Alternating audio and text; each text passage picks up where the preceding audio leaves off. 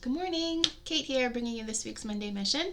And this one is all about great expectations, the expectations that we have of ourselves, of others, and how they can really impact our mood and mental health. So, some of the ways that our expectations can do that and impact us so greatly is they're often very rigid. So, we set ourselves and others up for failure with some of our rigid expectations. So, for example, I can never make a mistake is sometimes an expectation that we have of ourselves. And in reality, we know that inevitably we are going to make mistakes. So, therefore, we automatically don't meet that expectation, which can start with or can start that spiral of those negative thoughts and going down that path that is not productive and doesn't feel good, right?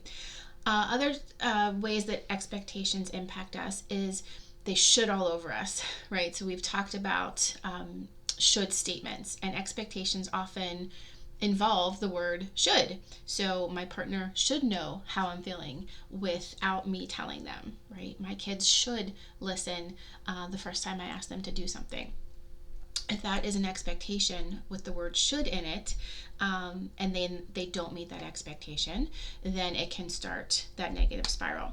Another one is that they're often too black and white, right? So our expectations are either all or nothing.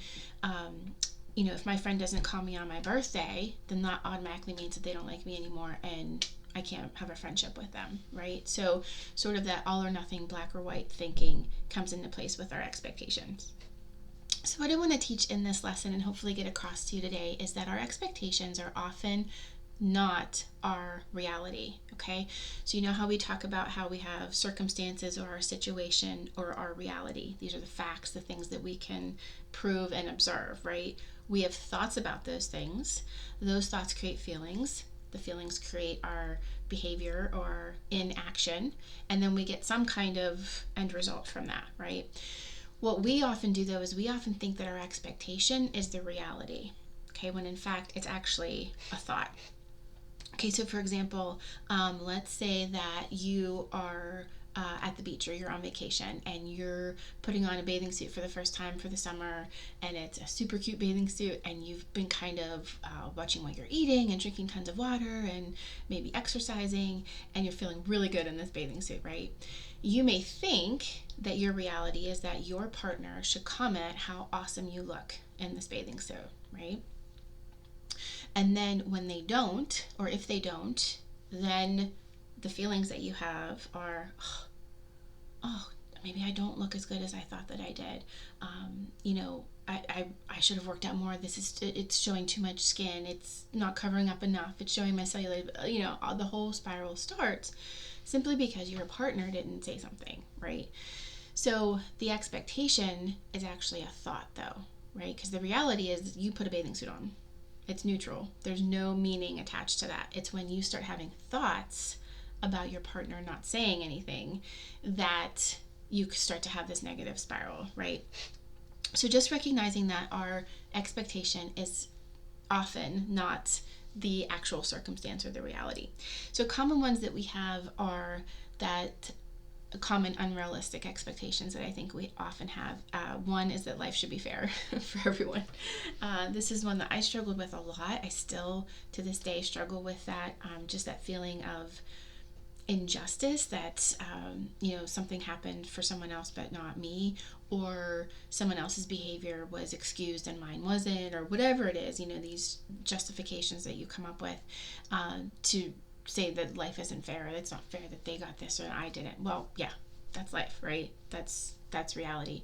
So if you hold on to that expectation, though, that life should be fair, then you're really setting yourself up for those feelings of disappointment, of resentment.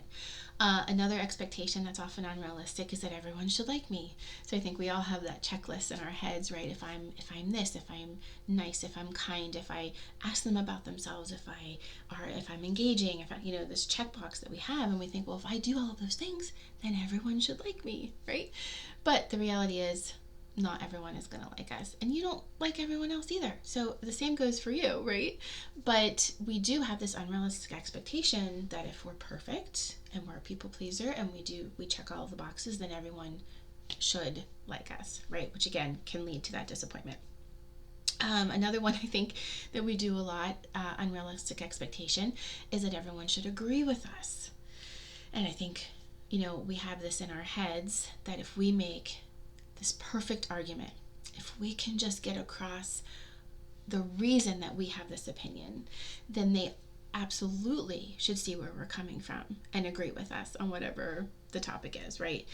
But listen, a disagreement over something is only a problem when we make it a problem, right? It's only a problem when we make it mean that one person is wrong or bad and the other person is right or good, right? So if the expectation is that people are going to have different opinions and I'm going to have an open mind and listen to the other person's point of view, then when you disagree, it's not a problem. It's just, that's the reality. That's the expectation, is that people can disagree, right? But when we have that unrealistic expectation that if we can just get that one more point across that they're going to agree with us, the spiral starts, right?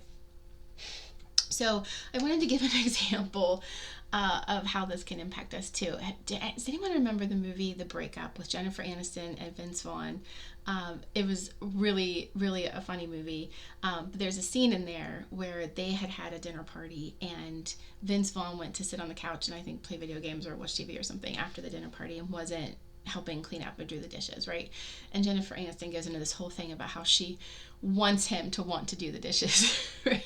And in the moment, you can relate to her. You can feel like, yeah, I want you to want to do the dishes. Okay, but think about that. Nobody wants to do the dishes. Who wants to do the dishes, right? Nobody. So the expectation is that he should want to do the dishes. But if you really break it down, all right, so let's look at it. The reality is that the dishes need done. The reality that he should want to do the dishes, that's not reality, right? That's a thought, okay? This is the actual reality or the circumstance. The dishes need done. What we might think about that is he should want to do the dishes. And then when he doesn't meet that expectation, what do we feel? Disappointment, frustration, resentment. And what's our behavior? We may nag them, give them the cold shoulder, we huff and puff, we slam the dishes as we're cleaning them, right? Rage clean. But what was the result that we wanted? Did we want the dishes done or did we want him to be happy doing them? Which one is more realistic? If you just want the dishes done, then you come back up to the thought, the dishes need done is our reality. You change your thought to be, I'm going to ask him to do the dishes. Right? Okay. If that's the result that you want, then that's what the thought should be and the action should be. If you want him to be happy doing them, then that's an unrealistic expectation. So that's going to set you up for disappointment and resentment and all of these other behaviors, right? So what can we do about this? It's, again, as I always say, there's no judgment with anything. You just always want to be curious. You don't want to judge yourself for having these expectations, right?